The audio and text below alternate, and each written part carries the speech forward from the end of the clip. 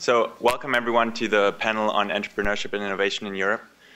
Without further ado, please let me introduce Professor Tom Nicholas, who's a professor here at HBS in the entrepreneurship unit and very involved in the entrepreneurial curriculum. So please let me pass it over to him. Okay, well thank you very much. So we have three panelists today. What I'm going to do is introduce them, or they're going to introduce themselves.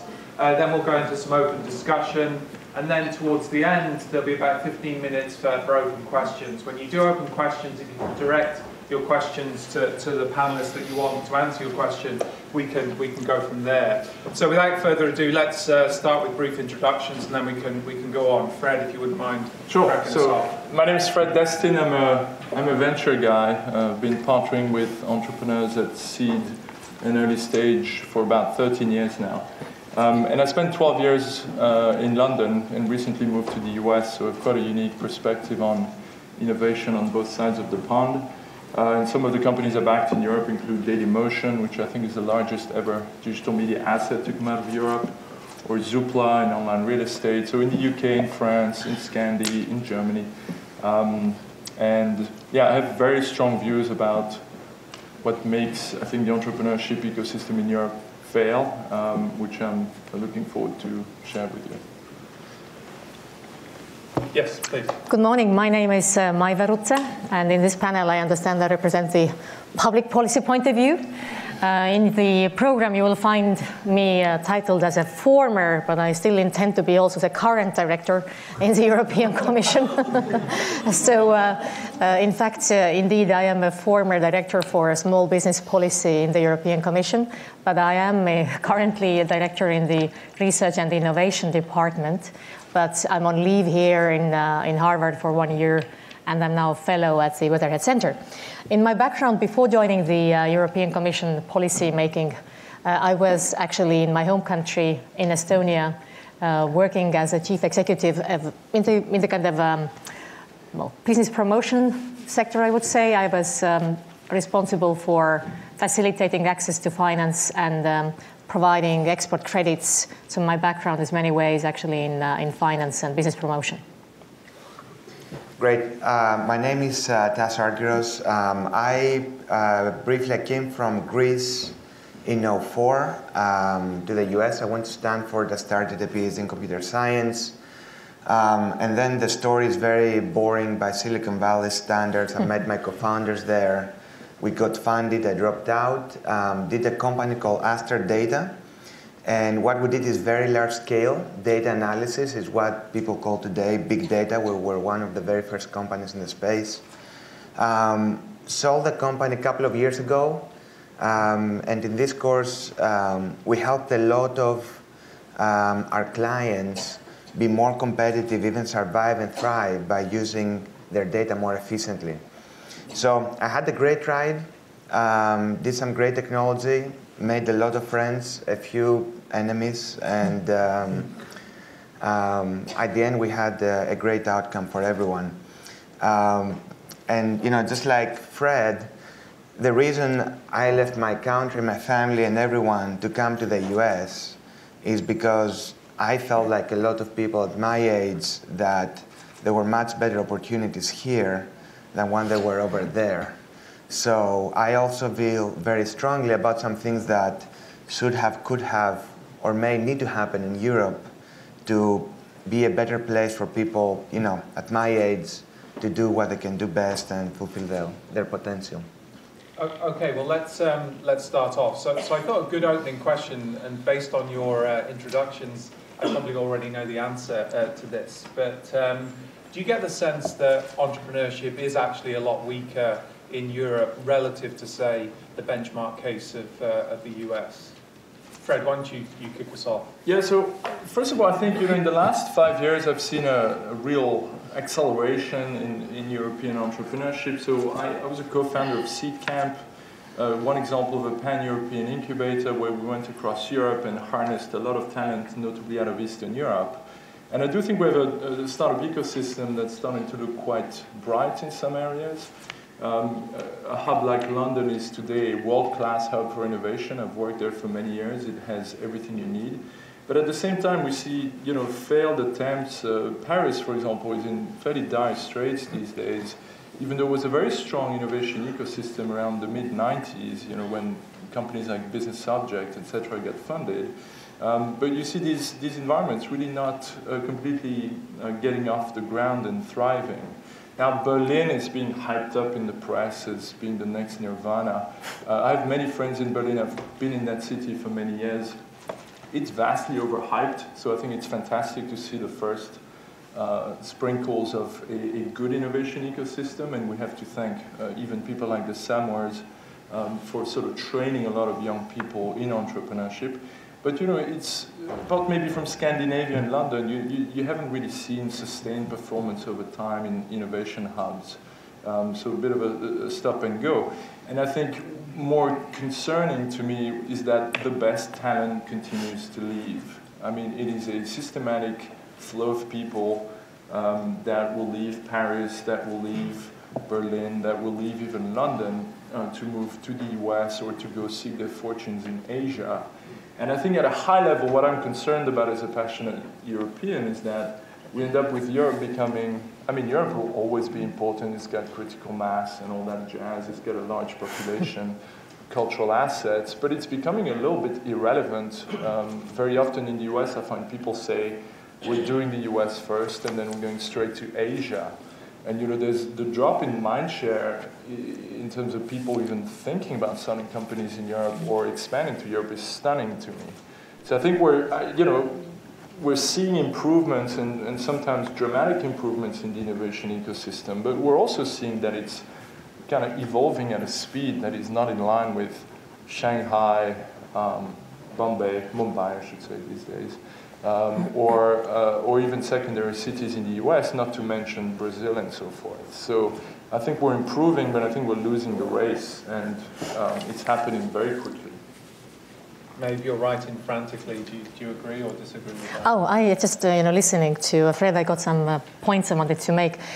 Oh, first of all, I think we are all a bit of a subject of a bias by reading the newspapers, and there is China and Asia all over. If we look at the amount of investments into the European R&D, so the investments coming from the US into European R&D, then in fact the amount is 10 times larger than the US investments in Chinese and Indian R&D together. So you put the US investments in China and India, R&D sector, and then the amounts going to Europe are 10 times bigger. Although I agree with you, very often we have the impression that it's the other way around, since China and India indeed are very booming sectors. But coming back to your question, Tom, I actually wanted to maybe present three angles of the problem, and you asked what is causing the lag of entrepreneurship in Europe, and whether we are actually seeing this kind of lack of entrepreneurship in Europe. I think there are three angles which we should look at. And the first one really is about entrepreneurship from the cultural point of view. Are Europeans less entrepreneurial than, for example, people here in the US? Another one has to do more with institutional settings and access to capital, the ease of doing business. And then the third angle, I would say, is more this kind of industrial structure, the structural issues of where are we in Europe. And let me say maybe a few things about it, then we can come back to some of them later. Now, first of all, yes, indeed, if we look at Europe and Europeans, we need to keep in mind that let's say the overall eagerness of becoming an entrepreneur is somewhat lower than here in the US. But let's say the difference is not so dramatic if we look at, let's say, the overall averages. The overall averages is that, well, let's say if we look at the people who want to be self-employed, in Europe you have less than half a population who find it an interesting career path. Here in the US, more than 60% of the population would say, yes, they think becoming an entrepreneur would be, or becoming self-employed would be a good way forward. Now, this is maybe only, this is, yes, shows the difference, but it's not maybe the only answer. If you look at the Scandinavian model, what is really striking is that Scandinavian countries are on the top of almost any chart you can think. It's about, they're on top of the Human Development Index, they are on top of doing the ease of doing business, they are on top of innovation charts. But then you look at the way how they create the growth and jobs in Scandinavia, And you find actually an interesting figure that they have about 30% of their labor force actually employed in public sector, which is double the amount of OECD countries normally. And I say it because I think we should keep in mind that the number of entrepreneurs is not the only figure we should really look at. So the number of entrepreneurs can be a bit misleading, since in, well, look at India. I mean, countries where you have a lot of these necessity entrepreneurs, they may have a big number of entrepreneurs, but not all of them will create a lot of growth. So, and there I think what Fred was pointing at, that we need to look at those entrepreneurs or those businesses which actually can grow and then really more high-tech and bring more added value is perhaps what we need to keep in mind. If we just look at the number of entrepreneurs, then in fact, Greece is the country in Europe which has the biggest number of new entrepreneurs. In Greece or in the US? No, in Greece. Okay. In Greece still. They're all in New Jersey. Yeah. Maybe they all start up in Greece and then move here. I don't know. But if you look at the startup statistics, Greece actually and Cyprus have the largest number of new entrepreneurs compared to the existing, let's say, the stock of entrepreneurs.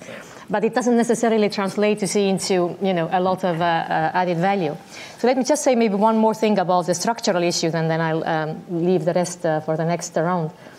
I think what we also see is that Europe still has a very strong manufacturing base in our industry. And if you look at what is happening at global scale on manufacturing, let's say competition in manufacturing field, Europe has been able to maintain its global share. About 28% of the global manufacturing income is stable or has been stable over the years. And compared to the US, for example, which is losing its manufacturing income to China, and Japan, which has been losing, thanks to the strong basis we have in Europe in this mid-tech, we have been able to maintain quite a good income level and quite a good, let's say, basis for manufacturing. But, and now comes a but, this manufacturing is often in mid-tech. We have strong car industry, we have strong chemical industry, we have electronics, but we are much less represented in these high-tech R&D sectors, which US is strong in. So if you look at where our research and development and innovation funding goes to, here in the US, 69% of it goes to the high-tech. And what kind of high-tech? ICT, telecommunications, pharma, and biotech. So these high-tech, knowledge-intensive sectors make up 69% of US R&D investments, while in Europe, only about 37% goes to these high-tech sectors, and we spend much more on this kind of mid-tech, which has its strengths, as I said, in the current manufacturing, but is perhaps not laying the basis for future important incomes. So I stop here. Okay, thanks. Yeah, so from my perspective, I think it's obvious that there's much less opportunity in Europe than there is in the US. And sometimes we get fixated with metrics like R&D spending, but I think the real metric about whether entrepreneurship is stronger in the Europe versus US should be immigration rates, right? How many people leave Europe for other places. And I will tell you, I think most people here are international. Some of you may have been immigrants, but immigration sucks. Okay, it really, really sucks. Like you leave your country, your friends, your family. You show up in a foreign country, you're 22, you have no clue what's going on. Your Greek accent is so strong, 90% of people cannot understand you. You've obviously improved, right? My colleague, I remember, at Stanford, I had colleagues from China to India. I couldn't understand them. So it's almost like you show up and you don't speak the language, people don't understand you, you don't know what's happening. You don't do that stuff unless you really, really, really have to. And so comparing R&D spend in Europe versus the US and saying it's going up or it's going down, to me, it's a very superficial measure. And it's also a problem because, for example, you can have a research group at the university. I know in Europe there are groups in universities that all they do is apply for European grants. They take the money, and they have employees, which are researchers, that just work there and consume the European investment money.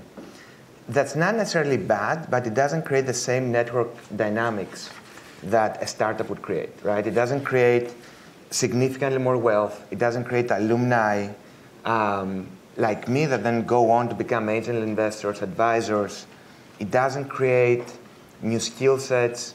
It doesn't create the same economic opportunity for the participants. So I think we need to think less about statistics and policy and think more about the reality, especially of young people, and economic opportunity, and what are the indicators of that.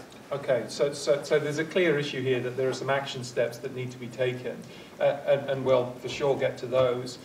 I wanted to try and unpick some of the categories that Maeve spoke about, these cultural differences, institutional differences, and structural differences.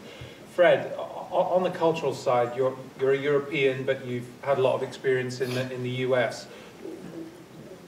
Can you really kind of define what the cultural problem is, if there is a cultural problem at all? Yeah, I'm going to call bullshit on culture. All right. In the sense that, I think every culture can generate entrepreneurs. And, we always conflate whether we're entrepreneurial with whether we have a socially inclusive model. And I think we can sort of separate the two, and Scandinavia is a good example of that, which is you could decide to have a very socially inclusive culture and still generate entrepreneurship. And I think Europe will probably have different types of projects, different types of entrepreneurs. So it has more to do with, so if you think about the world we live in, we're in a highly chaotic environment, right? So central planning died a long time ago, but it's now the speed of evolution, the speed at which companies rise and die, the speed at which markets evolve is almost fractal in nature. And so you look at this and you say, okay, so maybe chaos theory is the right way to think about my environment. And then what I need to do to enable culture is kind of think about whether people are ready for chaos. And ready for chaos means if you're an entrepreneur, you'll value speed over anything else almost. And so when you're designing policy or education, I would say, like, if you're trying to liberate a culture that's adapted to a chaotic environment, does every policy decision you make or everything that you do in terms of education kind of pass that test? And so I'm a Belgian. I studied at the French Lycée in London. Got a fairly clear view on the various education systems. I'll take that as an example to illustrate culture. The US is really, really good at dealing with alternative learners. People who are creative and kind of fail in the academic environment, they'll find a way to let these people shine. Most of the companies that have changed the world are, they're creative or design people that end up meeting technology people, and this wonderful mix of skills kind of helps you do things that are unusual. Europe sucks at that very badly. I mean, in France, I remember we would stack rank the kids, and you'd know who was number 1, 2, and 3, and everything was against academic achievement. So if we're not teaching kids to deal with chaos and to learn how to fail, but we're still focused on teaching them skills that are supposed to make them employable, we're failing the next generation. In particular, because this is where you go back to European policy, we're thinking jobs.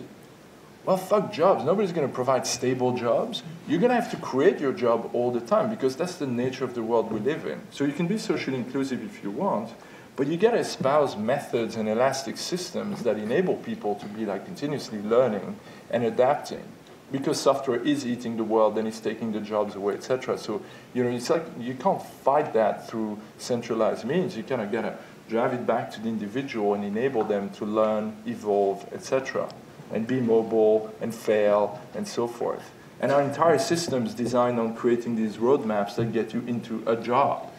And then this notion that the job is a stable entity is a fallacy, right? The same way that we think our pension system is going to be stable is a fallacy.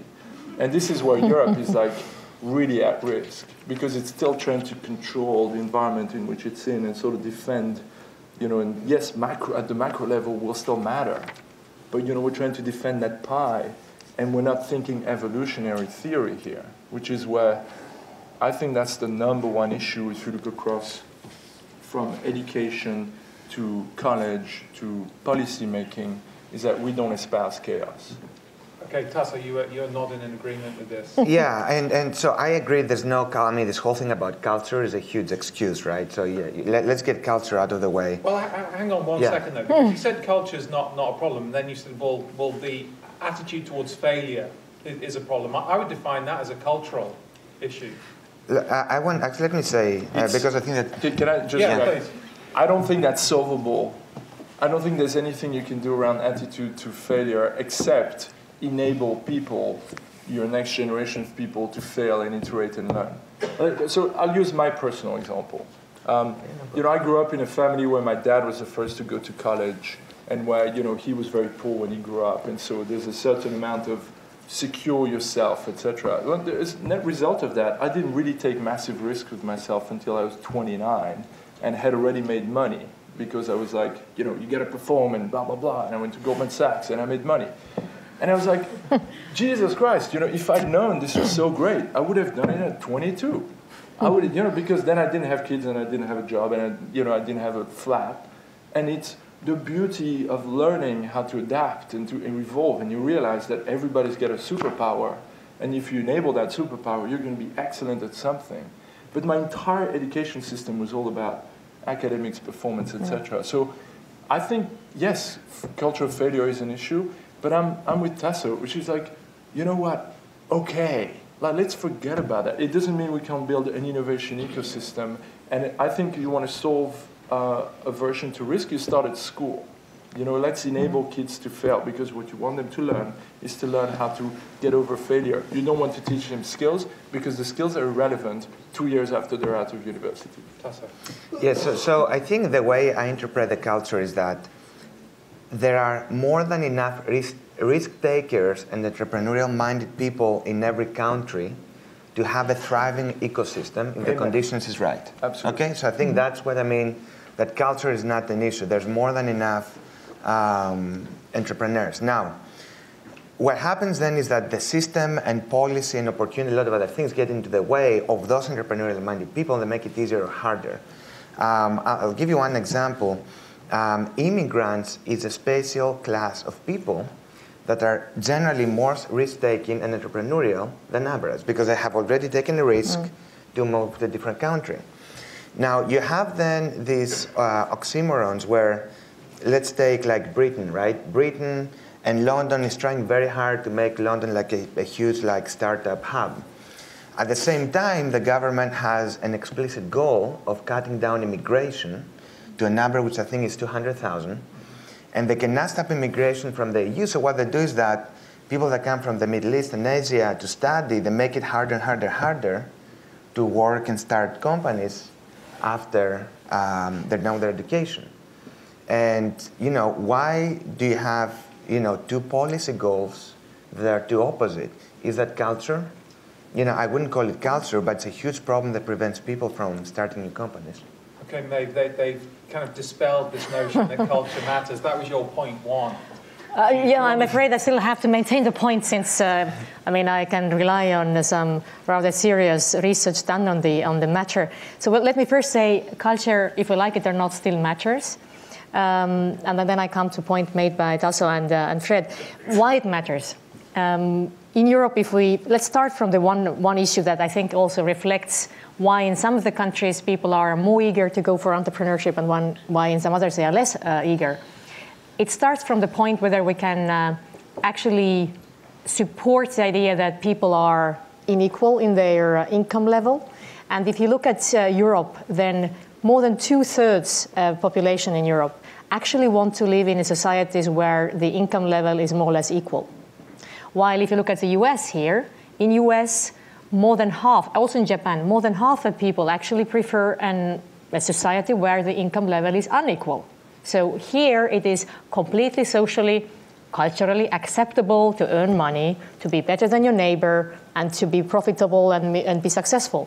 While in Europe, we still have some countries where maybe because of the previous traditions of, coming from those countries where you have the Catholic upbringing, you maybe remember there is this saying that a camel can get through the eye of the needle before a rich man gets to the heaven or something like that.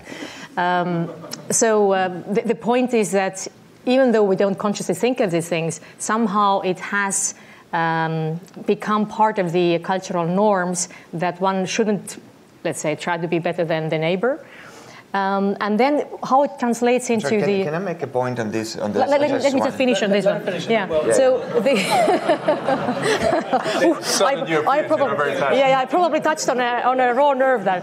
I come from North, so I don't have this upbringing. So the point there is that it translates into an image of entrepreneurs. And unfortunately, if we look what happens in schools, and I now refer to I don't recall the name of the guy any longer, but like 3-4 years ago, there was a fellow who, in the Marshall Fund, who looked into the school textbooks in France and in Germany. And what he found was just amazing. He found still in school textbooks used today images of entrepreneurs as basically exploiters, exploiting the other people, getting their, profits out of other people. And in Germany, that was in France. And in France, the entrepreneurs were still seen as kind of a source of all the social ill, including cancer and whatever have you. And then in Germany, it was very much a kind of picture of this 19th century industrialist kind of a cigar, also rather, I would say, strange picture of an entrepreneur. So indeed, I think we have cultural issues in Europe which we have to address. But now my point about culture is that culture, yes, it is, let's say, a bit fluid, and it is unfortunately impacting on our decisions, but it can be changed. And that I'm fully with you. It can be changed, and it needs to be changed. So how can we change it? We can change it through the education. Let's look what our kids are learning in schools. Let's find ways of bringing good role models to the kids. Second, it can be changed through the laws. One of the issues is that bankruptcy laws in Europe are very, very much actually stringent, and they are often actually very much punishing on failed entrepreneurs. One can look at it.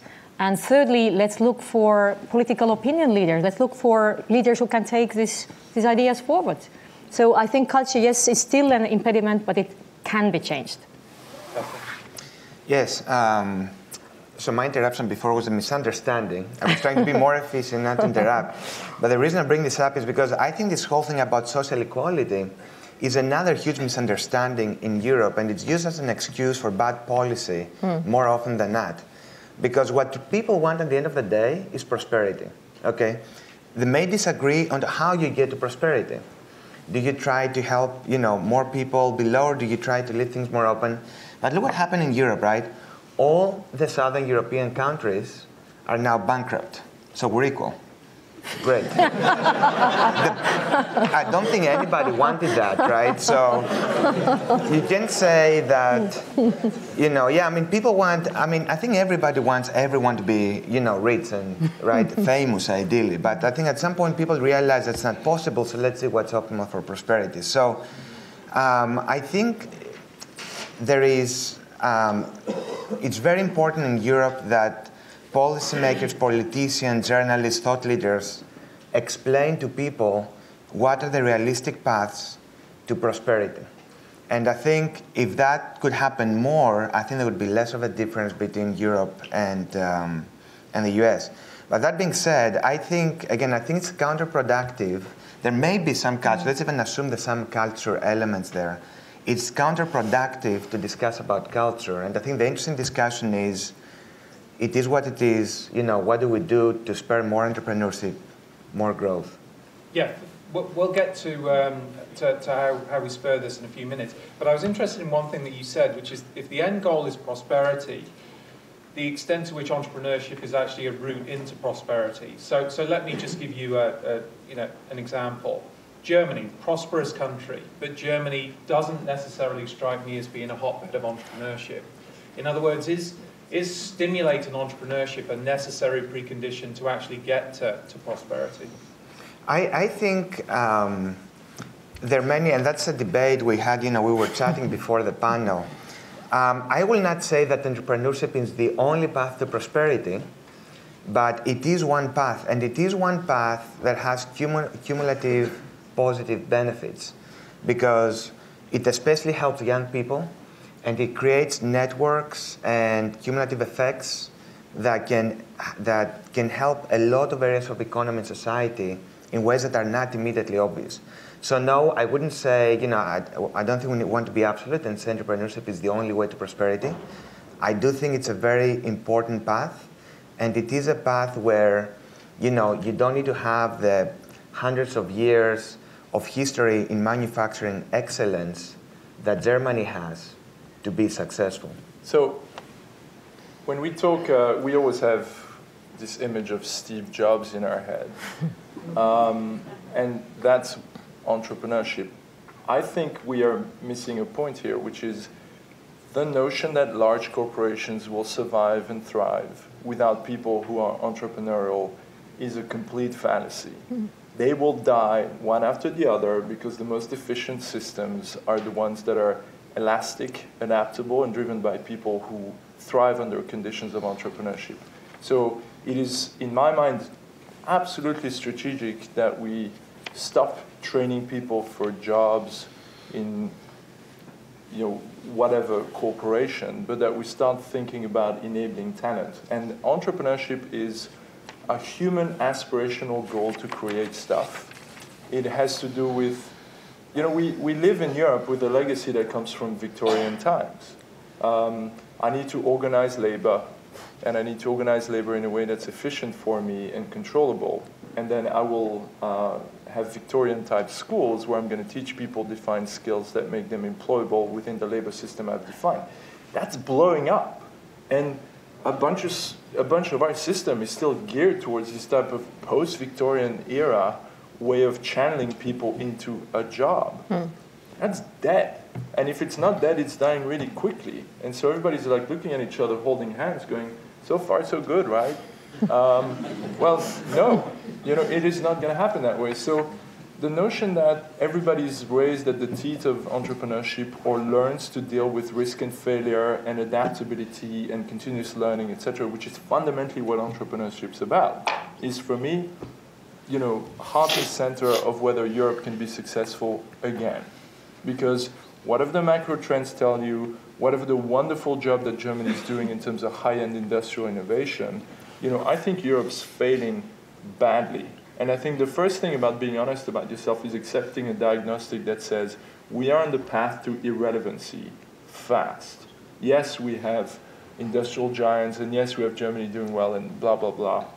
We're on the path to irrelevancy unless we kind of change fundamentally the way we build companies, train people, get them into the workforce, etc. Now, that does not mean you have to give up your social model. I think there is a conflation of goals that we could sort of separate the two. But we're just not learning people to deal with chaos. Now, that's a very pessimistic picture. If I pushed you and said, give me an example of optimism, would you be able to do that? Or is this, is this completely one-sided? So this is where I say that I would like to evacuate the culture argument in terms of saying that I look at a thriving European ecosystem environment that is coming up the ranks very nicely. So I've worked in London for 12 years. The quality of entrepreneurs, the speed at which we build companies, our ability to create large winners, the quality of angels coming back into the market, it is happening, right? So you look at the Skype diaspora as one example. So the Skype founders have created Atomico, which is one of the most noted now venture capital firm in Europe. One of the Skype original product managers is the founder of Spotify. The 6 or 7 original Skype engineers are what's called the Estonian mafia, and they're seeding a bunch of really interesting companies. To your right. Including one here in Boston called GrabCAD, which is a good emerging example. Shame he had to migrate to Boston, but never mind. So no, I actually think the European entrepreneurship ecosystem is improving fast. I'm just saying, start by having a realistic diagnostic that says, here's the statistic I prefer. How many companies has France created in 40 years that do more than 100 million euros in R&D? 8. How many in the US? 83, right? Like, what's the last industrial giant that's been created in Europe that was not through a process of taking a national company public? I can't name one. Alcatel, Gemalto in France. I mean, like, when's the last big industrial giant we created? The US owns the entire board, except maybe for Huawei, which, cloned Cisco. I mean, it's a terrible scorecard, right? So I'm not being pessimistic. I continue to invest in London. I work in Europe. I love the European ecosystem. I'm like, let's cut the crap on macro and look at the reality of starting companies in Europe. It is painful. Sources of optimism, May? Oh, okay, let me try. But I would mix it also perhaps with some further analysis, because I think you're pointing on very interesting aspects here. Well, let me look at the institutional issues a bit, and then maybe some of the structural questions as well. Okay. The institutional thing that I think we still suffer from Europe is the fact that our markets are still fragmented. And then you know it better than me, the situation in the venture capital market, but also in, even in goods market. We do have the single market there. But if you think of the new company which starts, whatever, in Estonia or Belgium, and then very, very soon they need to already internationalize. So here in the US, the home market is just vast. So a new company can rather comfortably grow and expand. While in Europe, if they get started, they have to become kind of international, or at least go cross borders very, very early in their lifespan, so to say. So this is not necessarily facilitating things. Secondly, we definitely have a problem with access to finance in Europe, and that's a clear shortcoming for business startup, but also for business growth. But then, so furthermore, what I wanted to point out is that something that actually, Tasso, you mentioned before about the way we spend our research and innovation funding. And I think that is actually a very, very key issue we need to look into. When we talk about the innovation lag in Europe, so again, we compare Europe with the US, and we say US is doing better, Europe is lagging behind. So then let's look into it. Where are we actually lagging behind? And very interesting picture appears. In fact, where we are lagging behind is our university level education, the tertiary education. Here in the US, the universities are just simply better. They are based on more competitive funding. They have more publications. So I think one thing we need to look seriously at in Europe is the way how we actually fund our universities. They are very stagnant. They don't have enough mobility of professors. They don't have enough mobility of students. So there is, I think, one area we need to look at. Another area where we are lagging behind is the R&D investments in the business sector. So it's actually not the public sector that is lagging behind in Europe. It's the business sector, not investing enough or not investing at a comparable level than the companies here in the US. And the third area is public-private publications, so the publications which are done together, public-private, and not only by academics or not only by then researchers in the private sector. So these are the three large areas where Europe is actually, these are the ones which are causing our lagging behind. And I think as policymakers, we need to look into it. Now, another point I wanted to make is about the current crisis. An interesting thing has occurred over the last years. Normally, when we analyze the investments in research and innovation, it tends to be very pro-cyclical, meaning that when things go downhill, companies and public sector also cut their spending. But not this time. So interestingly enough, the statistics show that throughout the years of the crisis now, both the companies as well as public sector actually kept their funding for R&D and innovation included. So that, I think, was very, very interesting. So we are in a way acting kind of counter-cyclical a bit. And in fact, Europe has been catching up with the US as to the R&D spending. So we used to be at something like 1.85% of our GDP going to R&D. And now we are at a level of a bit above 2%. US is still ahead of us. But the figure, it can be a bit misleading, and that's where I get back to Tasso's point. It's not only the money, it's actually what you get out of it. And the efficiency of using research funding varies very much in Europe. And I'm sorry to say that in some of these countries, I don't name them here, the efficiency of using research funding is just not at the level. I don't know what you're talking about. Yeah, no, definitely you don't. No, but perhaps I can mention the ones which are performing better. So that's always a good way. So if we look at the efficiency of public R&D spending, then countries such as Denmark, the Netherlands, Sweden, Finland, and Germany are the ones who are getting so much more out of their public funding. They're getting so much more, I mean, not only publications, but actually economic impact. And that is what we need to look at as well. I mean, yeah. Tasso? Yes, I think, so I agree that there are several different issues that are going on in Europe, right? I mean, my background in tech is enterprise software, right? If you're in enterprise software, what you really want to grow as a startup, you want early adopters of technology and you want a big market, right? And you don't have other in Europe, and that's, that is a problem. But going back, I mean, we're asking what can happen to help entrepreneurship. I think the key insight, the key observation is that we cannot direct entrepreneurship to happen.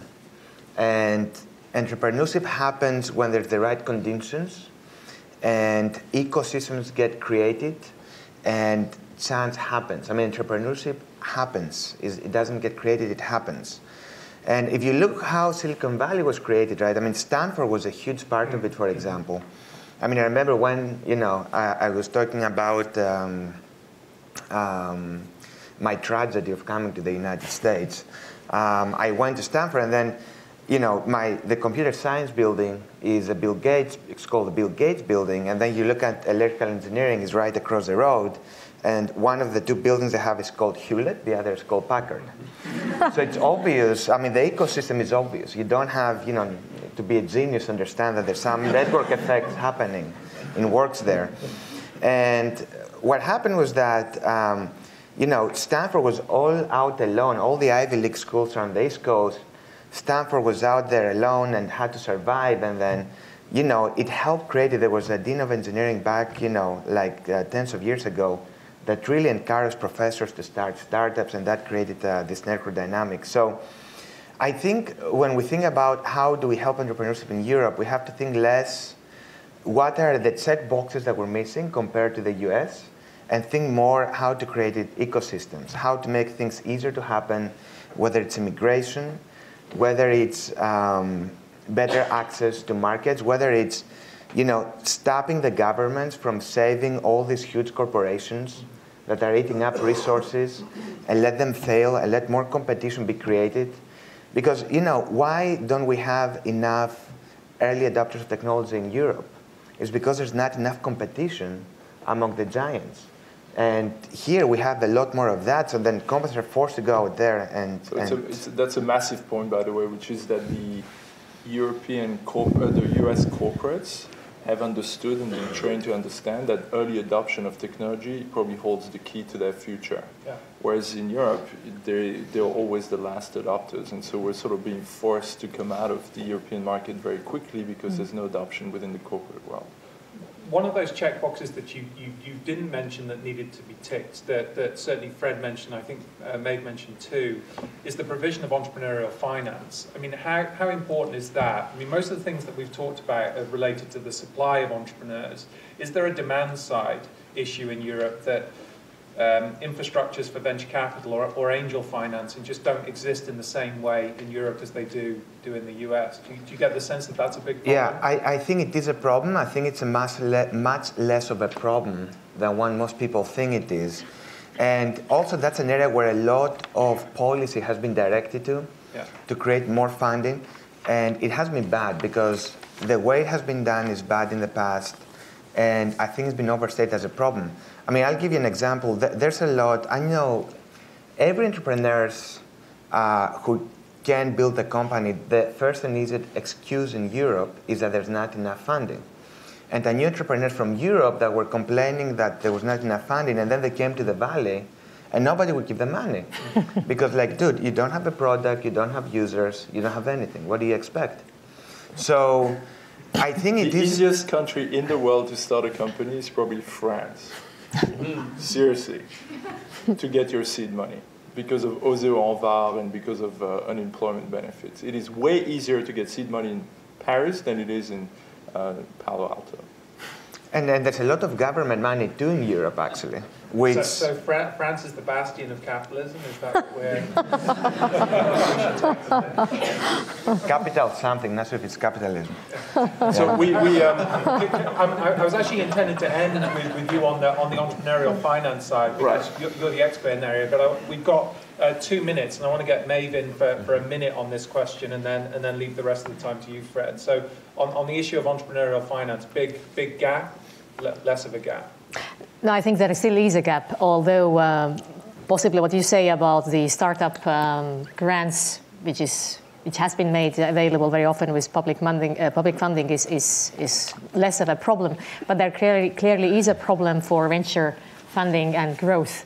And it's not only the question of funding, funnily enough, quite often it's also a question of labor laws. And there are countries such as Germany where there is this magical level of 10 employees. So as long as you have 9, you have much less reporting, so your tax system is different. As soon as you have 10, you're in a different category, so you better keep it at 9. So there are these additional issues besides of the funding, which kind of hinder the growth of companies. Okay, Fred? Yeah, so Europe's painful for simple reasons, which is there is no way to design a pan-European option system for a startup. At Seedcamp, we did something called Summit Series, which tried to do common document sets that could be used across Europe. And so, everything conspires. I think that the European Commission let us down because freedom of movement of people and goods didn't expand to how you actually create companies. And like, what happened to your mission of making this a common market on things that matter? And so instead, what the governments have done, they said, oh, we need to create more entrepreneurs. Why don't we put money in the system? Because then we can count the number of funds we backed, the number of startups created, the number of jobs created, because that's a very measurable output. And as a result, the largest provider of finance to funds in Europe is the EIF. The largest venture capital firm in France is the fucking French government. What's wrong with that, right? So I think that actually we end up with a B+, B minus venture capital industry in Europe because it's been regionally supported with a fundamental misunderstanding of how hubs grow. And capital follows opportunities. The capital markets are insanely efficient. Let them do their job. Focus on providing us with a pan-European environment where we can easily invest in each other's companies, move our people around, not get stuck in endless problems with transfer of IP out of Spain to the UK, which is like, bullet in the head for a startup. And instead, stop doing things like supporting venture capitalists like me so they can ride a BMW and have a fund. We will have better funds emerge if the European governments stop sponsoring venture capital. The only reason they do it, I guarantee you, is because it's measurable short-term impact. And so this whole thing about a funding gap perpetuates itself because the venture industry in Europe underperforms systematically, because the practitioners aren't good enough and they're not being shot when they underperform. Take them to the back room, shoot them, spend your money on R&D, spend your money on giving us a common framework for tax, for options, and for starting companies, and good things will start to happen around the hubs that are natural ecosystem hubs. The other thing you cannot do, and maybe last word on this, you can't have 15 high-quality hubs in Europe. I mean, everybody's welcome to try and create regional hubs. Estonia is a great example of actually generating a lot of capabilities in engineering. But the reality is we need to nurture Berlin, London, Stockholm, maybe Paris, and start by having these things be powerful ecosystem, and then they'll start generate network effects across the Ukraine, Bulgaria, Hungary, and so forth. Okay, thank you very much. I think this is a good time now to open up for questions for the last 15 minutes. So over to the floor. Do they need to come down? Yeah. Yes, please. You guys are great, by the way. Good morning. Thank you all for speaking today. My name is Christopher Dunn. I'm a first-year Master of International Business student at Fletcher School. And for that, I was involved with the development of the Tech City Hub in East London. And through that, I got to witness firsthand the misadventures of when government tries to be entrepreneurial, which was very interesting at times. There were several different ideas floated about how to really develop, from a government standpoint, what was already happening pretty organically. Some people thought just throw bureaucrats at it and it will all stick somehow and it will grow that way. Others thought bring in anchor clients like Microsoft and Google to really create that ecosystem. Others thought, the university angle. I mean, and you touched upon some of those other ideas out there, such as funding as well. You talked about, I guess my big question is chicken or the egg. Like, what comes first? What's the basis or the foundation of these hubs from which everything else, all those other complements can build and grow further? So I think government initiatives like trade missions. So if you had a Tech City trade mission that went to the US and said, hey, HubSpot, why don't you open in London instead of Dublin, and we'll make that really attractive for you, is phenomenal. The Swiss actually have engineered this really well, and Canton de Vaud and so forth are constantly attracting hedge funds and companies like Yahoo headquarters and stuff like that. Great thing to do. And so when you have already an existing hub, like doing things like trying to attract anchor tenants, Google has now Techstars, Seedcamp, Tech Hub on campus inside their building. It's a wonderful initiative, and I think when Tech City does that, it's really great. The ecosystems are around, it's the classic thing, but don't let your best graduates leave. This is a Massachusetts problem, right? Why did Drew Houston feel the need to go to the West Coast? How do we keep the founder of Dropbox in Mass and giving everything he needs to be here? And so facilitating student outreach into an ecosystem environment. Making legal and tax predictable, simple, and attractive means capital will follow. Capitals are like the most mobile in this equation. So set up an environment where capital goes, oh, this is the most attractive environment in which I can put money to work. It's easy to shut companies down. You know how long it takes to shut a company down in France? It's insane. It takes like 18 months. Once a company's failed, do you think I want to spend 18 months on a board dealing with shutting a company down? It's like a bullet in the head. I'm not creating value for anybody, except maybe the administrator who feels like he's adding value. So, you create a great ecosystem. You need to be close to great universities. I do believe that the substrate of what we do is R&D in this form of Stanford or MIT. And then good lawyers, blah, blah, blah, and then good things will happen. But like he said, you can't really generate them out of thin air. Now, what I would say, if I was a government, I would say, I need a great design school. I need an awesome design school. I need an awesome engineering school. And it doesn't all need to be biotech or clean tech. It could be JavaScript. Give me a school that's going to produce great gaming engineers, great JavaScript engineers, or HTML5 engineers, or whatever. You'd already create a substrate that's going to start throwing up interesting stuff. That's it. Yeah, so I would focus on, so I think you can't, so in Europe there's a huge misunderstanding, right? And the huge misunderstanding is that they see the results of entrepreneurship in the US and they try to replicate the results and say that it's actually the cause of entrepreneurship. So there's a huge cause and effect misunderstanding. So I think what governments can do, they can help tremendously by just doing two things. The one is make Europe truly a common market. And we touch different points here, but from everything to being able to have like a common framework for starting companies, shutting down companies, and rewarding people for the work. Patents, it just got fixed in the wrong way, which was after like many years, you can't even file for a common European patent the right way.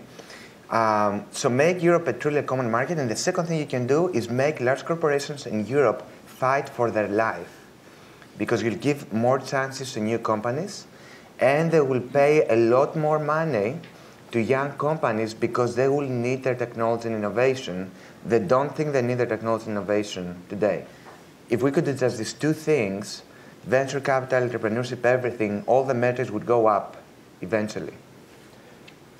May Well, quickly, and then I'll very quickly. I don't really follow the point Tasso said, but I think we can continue this later. What you mean by looking at the outcome indicators in the US? I think we are all aiming at this prosperous society. Venture capital is an example. Okay. But I fully follow what you said about the single market, because that is very much what would actually facilitate life for entrepreneurs. And it's about various rules which are still fragmented between member states, and there indeed one can improve, and that's indeed where the public sector can work.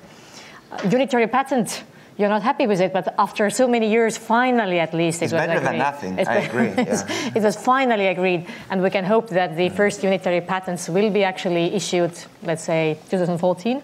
So I think it is still an important step ahead. Now, what I wanted to mention, which two of you didn't say, I think one of the ways we, as public sector, could also facilitate getting to market these new ideas is to use more of these kind of pull side measures. Now, if we look at let's say we look at the instruments available from public sector side, they all tend to be push. They all tend to be like grants, subsidies, whatever have you. But we have almost nothing on public procurement. We have very little about creating or supporting the fast creation of standards. So on this end, I think public sector could do actually much more to facilitate now creation of these new markets and facilitate this adoption of the new technologies. Okay, good. Thank you. Can we have a couple more quick fire questions and then quick fire answers? So please. Yes.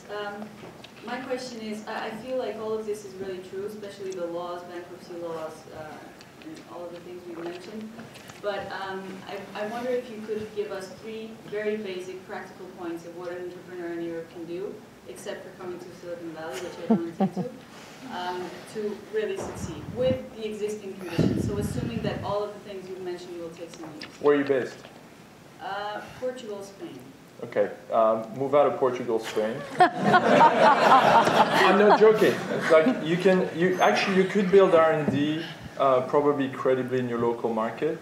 You will die trying to build commercial in Portugal, Spain. I know both markets relatively well. You may have a chance of building a platform company out of Barcelona, maybe. The reality is you're going to need to go where the talent is. The talent aggregates in London, so maybe you could have 6, 10, 12 engineers in Lisbon or Barcelona, and then immediately think about an Israeli strategy, which is to be dual-headed. The beauty of being in a local market is people won't leave. They're probably going to be very loyal. You can probably get the best talent out of your local university. You will not raise capital. You'll not attract top management, and you will not build a big company in your local market today. I mean, I think that's just practical advice. So you got to go to where the talent is and where the money is. In other words, you got to go to a hub. So run an Israeli type model would be my simple recommendation. I think that's good advice. Yeah. Mate? I remain politically correct. I don't tell where you should go. But maybe I actually want to add another point. You asked about your, let's say, your own strategy. But if I may just say to the entrepreneurs here, once you go for your own company, why not also use your role model to encourage others? So if you could also think of the ways of just linking back to your school, to your university, bringing your example to them, I think that would be very, very valuable for kind of trying to get more people motivated and showing the way. I have a very good question. Thank you. This is a very interesting debate, and I'm just curious. Has there been an initiative of successful entrepreneurs, of venture capital guys, of talking to the European government, not here at Harvard, but back in Europe, create some kind of discussion? I mean, like, when it comes to practical reforms and creating the infrastructure and the environment. So I think the UK government has been very, very good at listening to a body of entrepreneurs. And the beauty of Tech City, as was expressed before, is they didn't try and invent something. They just went for an existing hub and then kind of worked around it. They've also done some very close coordination with the entrepreneurial community that's been quite successful. Counterexample for me would be France, where they actually poured massive resources into creating these clusters where the government said Grenoble's bio and Plateau de Cerclès is IT and whatever, and massive resources, but trying to create things out of thin air. And then they'll also actually sometimes counterproductive, because in the recent debate in France around the capital, increasing the taxation of venture capitalists and effectively the exits on entrepreneurial companies. So they said there was this pigeon movement, right? So the pigeon rose up and said, look, you can't tax us at 70% when we set a company. That's crazy. We're all going to leave. And then they ended up talking to an entrepreneurial delegation. And then the entrepreneurial delegation said, oh, that's great. We got carve-outs for the entrepreneurs now. It's like, well, what about the VCs? Oh, no, sorry, we forgot about the VCs. And on top, we're going to add social contributions so they get up to like 82% marginal taxation rate. So that's like a fundamental example of, hey, the social model trumps all, and we're actually killing an ecosystem by forcing the funds out. And so the entrepreneurs have got carve-outs, but there's no money to go around. So you're like, well, okay, so the entrepreneurs will follow the cash. One last quick question, and then we'll wrap this up. Perfect. Hi. I was just wondering if you could talk about sort of any microfinance initiatives that are going on in Europe right now in terms of revitalizing areas and getting young people really on board. You talked a lot about university financing and ideas to create a hub, but I was wondering what initiatives are going on to really reach just the locals and revitalizing local communities. So, do you mean in terms of seed funding or more like loans, microfinance? Yeah. I'm not aware of anything. Oh, there is plenty. There is plenty available. I mean, if you look at, that's what you were criticizing, by the way. There are large amounts of funding available through the national so-called promotional banks. And from European level, they run through the European Investment Bank and through European Investment Fund. Basically, this money is made available through local banks to startup companies, but also to those who want to expand, and there are some special funds for unemployed people. But what I wanted to maybe say is that for the next round, Europe is now preparing a new funding basis, and there will be some interesting things happening. In fact, the amount of funding available for various types of financial instruments is going to be almost twice or three times the amount we have now from European level funding. Because the idea is to have less grants and have more kind of, renewable instruments. And then there are new support schemes available exactly for young people to start their businesses and for unemployed people to start their businesses. So can I make a comment on that? I have friends in Brussels, where I'm from, who have built entire business models around navigating through the complexities of accessing European research money. And I think if I was an entrepreneur, if I was tasked with doing my next company, I would go, what is simple, actionable, transparent, efficient? And whenever policies don't pass that test, they shouldn't exist. And so for me, if you're going to do crowdfunding, it should be like AngelList in terms of crowdfunding for startup or Kickstarter, which is provide us an environment in which these marketplaces can exist and they will thrive. I mean, I still think that the whole Lisbon objectives of kind of driving a ton of money into R&D have failed, partly or are failing, partly because the complexity levels are such that the best entrepreneurs, it's always about the best entrepreneurs, they're the ones who change the world, they will not go through the pain of getting access to that. It is self-selecting out the best people, and I would like to find a way to self-select in the best people. I think that's our challenge. Can I make a closing comment? Yeah. I think there's too much effort and resources wasted around funding. I think funding is a result of a good ecosystem, not necessarily the source. I think the best thing that happened for entrepreneurship in Europe is the crisis. I think because of the crisis, people will be forced to create companies.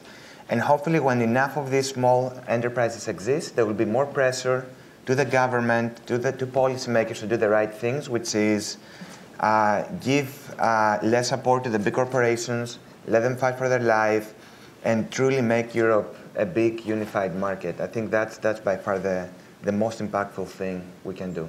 And I think there's hope for that because of the crisis, but still, it's always good to have hope and initiative. Well, it's good to end on a hopeful note. So with that in mind, let me thank our three panelists very much for engaging.